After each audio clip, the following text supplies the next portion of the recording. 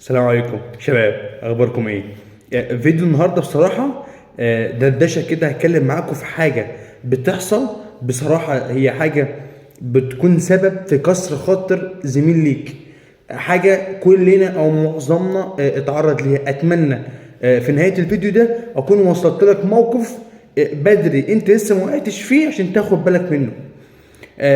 لما تكون معاك انت وحد في الشيفت بتاعك وتيجي حاله كبيره وانت سونيور الشيفت واللي معاك ده لسه بيطلع السلم واحده ورا التانيه، فهو بيستأذنك ان هو يخش يتعقم في الحاله دي مع الجراح الفلاني اللي السيستم بتاعه في شغله الفلاني اللي انت عارفه، وهو لسه مش مدرك بيه قوي، شافه مره اتنين لكن اول مره يتعقم معاه لوحده. فاثناء ما هو شغال وانت شجعته سبورت ليه، ووافقت ان هو يخش وانت تقف بره تبقى سبورت ليه، اثناء ما هو شغال حصل خطا معين منه على الترابيزه او في الفيلد بتاعنا، والجراح زعق في الاوضه او زعل وقال يا فلان وانت بره. يعني هو خلاص بقى كده بالنسبه له اللي متعقم معاه ده لسه مش قوي، فنده وقال يا فلان اتعقم وتعالى معايا، اللي هو انت اللي بره الفيلد خالص.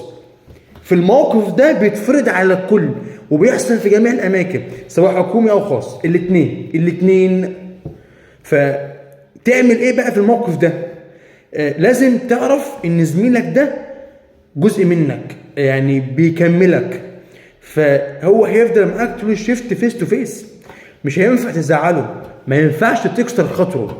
العامله اللي معاك، الفني اللي تحت ايدك، الممرض اللي معاك، التلاته تحت ايدك كلمتك ماشيه عليهم، فما ينفعش تستغل دي استغلال غلط. في نفس الوقت ما ينفعش تكسر خاطره عشان خاطر حد. يعني ما تجيش على ممرض زميلك عشان جراح، ما تجيش على عامله عشان جراح، الا لو كان فعلا حصل منه خطا انت بتشده عشان الشغل، مش بتشده عشان فلان. انت بتشد صاحبك ده اللي معاك في الشيفت لسه بيتعلم، انت اسلوبك في الشغل تقيل، يعني حد اكتف، حد شديد، الغلط غلط والصح صح، راجل كده في شغلك. فانت لما بتشد على العامله او بتشد على زمايلك هم خلاص هيحفظوا طبعك، انت طبعك شديد في الشغل خلاص. بس هو قلبه طيب ويعني مش عايز يخلي جراح هو اللي يعاقبنا، لا هو زميلنا يجي علينا. يعني لما يعني صديقك في التمريض هو اللي يجي عليك احسن لما تيجي من جراح. طيب هو دلوقتي نادح عليك وقال لك تعاقب معاه في الموقف ده، لازم تحاول يعني ترفع معنويات زميلك اللي واقف على الترابيزه عشان تشجعه، علشان ما تحسسوش بعد الموقف ده ان هو اتسرع في اختياره ان هو يخش عمليه لسه مش قدها قوي، فلازم تشجعه. فاحد الناس القديمه شفت له الموقف ده، هو ما قاليش تعالى اعلمهولك، انا متوقف في الاوضه ولسه متعلم، فشفت الموقف ده حصل وشفت الرياكشن بتاعه. ده واحد بقاله 20 سنه في المجال، شبع شغل شبع، فالرياكشن بتاعه والله في ذهني حتى اللحظه دي، ويمكن حد مقابل وجه كريم. عمل ايه بقى؟ راح رد على الجراح قال له يا باشا اللي متعقم معاك ده هو اللي علمني، فلو هو مش قادر يسد عليك فانا مش قادر اسد عليك. مع ان الجراح عارف ان هو بيقول كده عشان يشجعه، كلنا عارفين كده، بس هو عمل على صاحبه، عمل على اخوه الصغير اللي بيعلمه.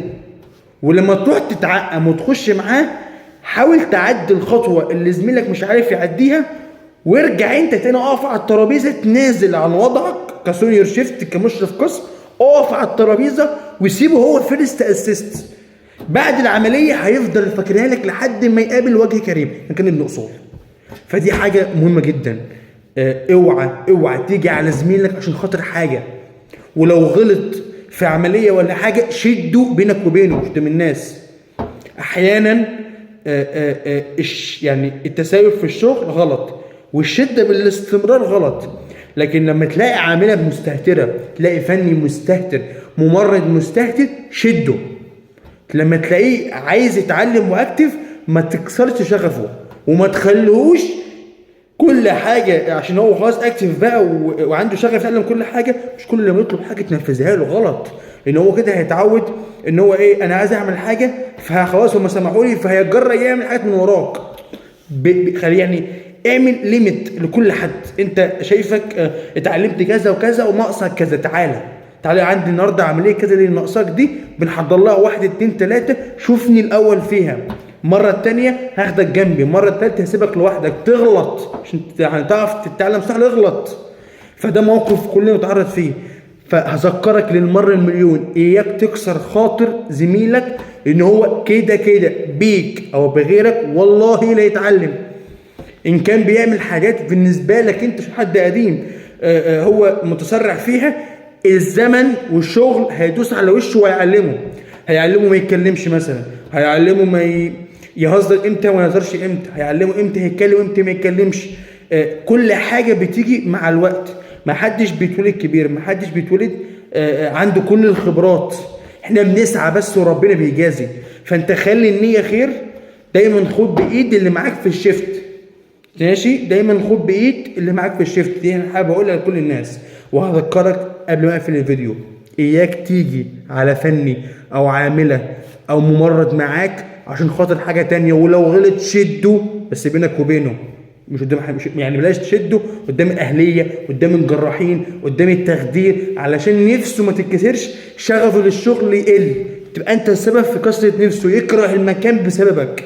تخيل ممكن حد يكره قسم، يكره شغله واكل عيشه وبقاش عايز يجيه، وده عاصر على نفس الليمونه عشان في كائن معين في المستشفى دي هو اللي مش طايقه. فده غلط. ما تقلقش، ما حدش هياخد رزقك. اللي بتعلمه ده هيطلع بره يقول ده عمل معايا 1 2 3 4. اقسم بالله كل الناس بتتكلم، مفيش حد ما بيتكلمش، كله بيتكلم عليك. فخلي السيره اكبر لسان الناس يقول فيك الخير، حتى من اول وجه كريم ده الله يرحمه ده عمل معايا 1 2 3 ما زعلنيش. دي كان فيديو النهارده بصراحه حاجه يعني شفتها كتير وكنت حابب اتكلم فيها معاكم بصراحه يعني. فاتمنى يكون الفيديو يكون عجبك، لو فيه استفاده ليك فتنساش تتعبني كده بشير للبيتش. وان شاء الله نكلم معاكم بكره. عندنا فيديو جديد تحضير الابندكتومي اللي هو استئصال الزائده الدوديه. ركز معانا بكره، استئصال الزائده الدوديه، ودي بيجي لك فيها مريض عنده حاجه اسمها ابندسايتس. ابندسايتس يعني عنده التهاب زائده دوديه، تبقى مسبيه له حاجه اسمها اكيوت ابدومينال بين، يعني مسبيه له وجع في جدار بطنه، في يعني متحمل، ممكن ياخد مسكنات والدنيا تهدى. مع السونار والاشعه والتحليل بتاعته بنعرف قد ايه هي ملتهبه، وقد ايه ممكن بالميديكال تريتمنت بالعلاج ممكن تمشي عليه والدنيا تبقى مستقره، وامتى لا لازم تدخل سيرجيكال جراحي حالا عمليات يحصل لها استئصال عشان ما تنفجرش جوه البطن. فدخلنا بقى في انفكشن وحاجات مش كويسه. فيفضل لما يكون عندك وجع في بطنك دايما ما تصبرش على نفسك، روح واكشف، ممكن يكون حاجه اكبر من اللي في خيالك. فدايما العلاج مش هو الحل في كل حاجه. مش كل ما تحس بوجع لو تاخد علاج كذا، امشي على جراح، اكشف. جسمك هو تاني احسن حاجه في حياتك بعد رضا ربنا، صحتك طبعا قبل اي حاجه. فربنا يتم الشفاء على خير ويشفي جميع المرضى عشان ما تطولش عليكم. اشوفكم بكره ان شاء الله. سلام.